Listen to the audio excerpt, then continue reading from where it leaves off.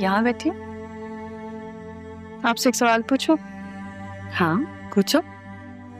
आप मेरी अम्मी को कब से जानती हैं? बचपन की सहेलियां हैं हम।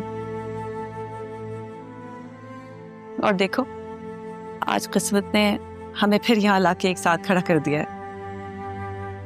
मैंने ही तारा के दिल में तुमसे मिलने की ख्वाहिश जगाई। अगर आप उनके बचपन की दोस्त हैं तो आपने उनको उस फैसले से क्यों नहीं रोका जिसकी वजह से वो यहाँ आ गई हैं? अगर तुम्हारा मतलब कबीर और तारा की शादी से है तो वो सब बहुत अचानक हुआ था।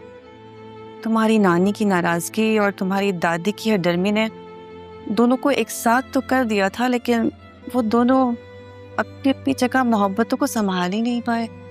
तारा तुम्हें मेरे पास ही लेकर आई थी। कुछ ऐसे उसने अपने साथ जरूर रखा तुम्हें, लेकिन हालात ही कुछ ऐसे हो गए थे कि सबसे महफूज जगह उसे तुम्हारे नाना का घर ही लगा।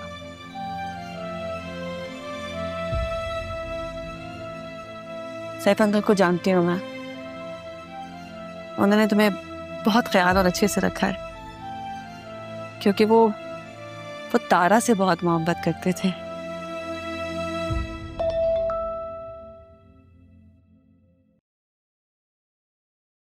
रहा, अर्सम ने तुम्हारे लिए इंटरव्यू कंडक्ट किया है। एड्रेस तुम्हें सेंड कर रही हूँ, प्लीज टाइम से पहुंच जाना।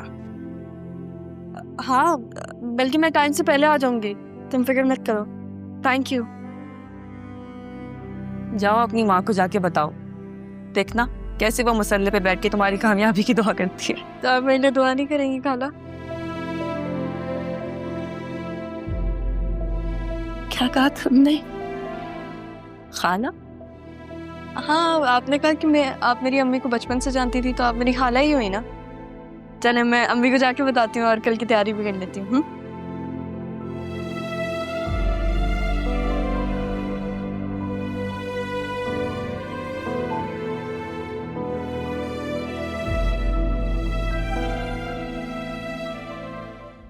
मैंने अपने माजी से डरकर जो फैसले अपनी बेटी के लिए लिए, वो शायद उसके लिए थे ही वो, और जिसे वो चाहती थी मैंने उससे दूर कर दिया।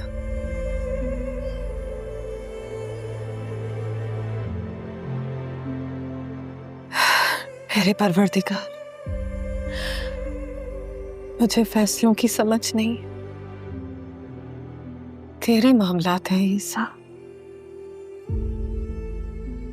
तू ही जानता है। मेरे हिस्से की बख्शिश मेरी बेटी के नसीब में सुकून लिख कर दे दे यार।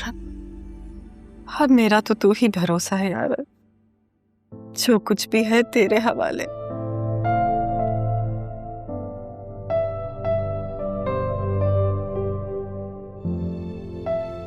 जमीन खाला बिल्कुल ठीक कह रही थी, लेकिन अभी तो मैंने खबर बताई नहीं और आप अभी से ही मसले पे बैठ गए हैं।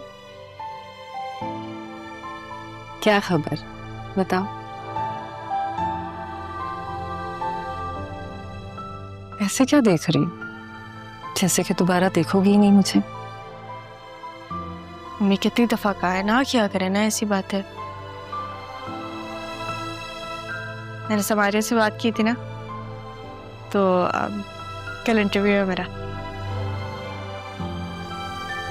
ये जॉब तुम्हें ही मिलेगी इंशाल्लाह। तो पहले मुझे वहां जाके देखने तो दे, अगर वो लोग राह सैफ के काबिल हैं भी या नहीं। और अगर मुझे जॉब मिल गई ना, तो ये सब आपकी दवाओं की वजह से। एक बात याद रखना, ये दुनिया तुमसे सब कुछ छीन सकती, लेकिन तुम्हारा हौसला, तुम्हारी हिम्मत नहीं ले सकती। जानती हूँ मम्मी, जब जॉब लगेगी ना, पैसे जमा करके एक अच्छे से अपार्टमेंट में चलेंगे। थोड़ा सा ऊंचा होगा वो अपार्टमेंट, ताकि हम अच्छा सा व्यू देख सकें हर रोज। चाय पियेंगे, वहाँ पे एक छोटी सी बालकनी होगी हम दोनों के लिए। रहेंगी ना आप मेरे साथ? रहूंगी। तुम्हारी मुस्कुराहट में तुम्हारी कामयाबियों, तुम्हारी हिम्मत में तुम्हारे साथ रहूंगी। अरे नहीं, डॉक्टर ने मना किया है ना, गले नहीं लगा सकती। फिर आपकी गोद में तो सर रख सकती हूँ ना।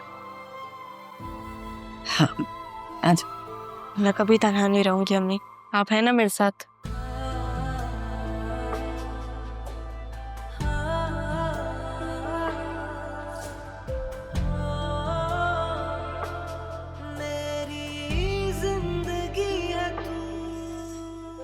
मैंने तुम लोगों से कहा था कि राहा को जान से मारना, लेकिन नहीं, वो तो बच गई। और एंड वक्त पर अरमान भी आ गया, उसे लेकर भी चला गया। वो पहुंचा कैसे है वहां पे? रमीज को बोलना वो मुझसे बात करे, उससे पैसे दूंगी।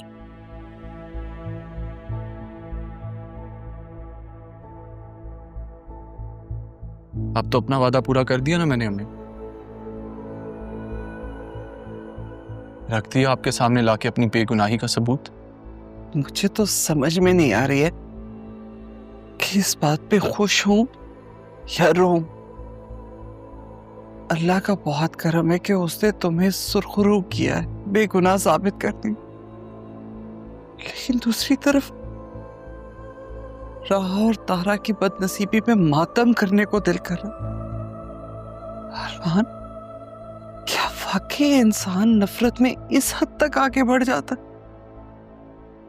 कि अपने रिश्तों के तकद्दुस को ही पामाल कर जाता? ये सब सुनने के बाद मुझे समझ नहीं आ रही, आसिया ने ये सब क्या कर दिया? अपनी दुनिया और आखिरत दोनों पर बात करती, ये किया उन्होंने।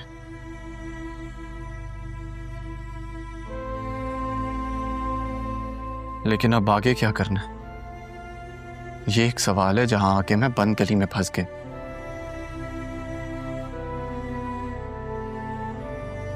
अपने मोहसिनों की इज्जत बचाऊं या कानून का फर्ज पूरा करूं? तुम करना क्या चाह रहे हो? देखो बेटा, ये मत भूलना कि अतीत साहब की तबीयत अभी संभली नहीं है, और ऐसी वैसी कोई हरकत मत करना। तो ये फैसला मुर्शद पे छोड़ दिया। लेकिन अम्मी, राह तक सच्चाई पहुंचनी बहुत जरूरी है। हम कल उनके घर चलते हैं। वो तारा का फोन आया था। नहीं, मैंने नहीं किया था, तुम चाहे तो देख लो, वहां से कॉल आई थी। सब खैर तो है ना? मुझे कुछ खैर नहीं लगती। तारा की आवाज से लग रहा था वो ठीक नहीं है, और उसने तुम्हारे लिए खास पैगाम भी दिया। उसने खैर अरमान से कहना कभी राहा का साथ ना छोड़।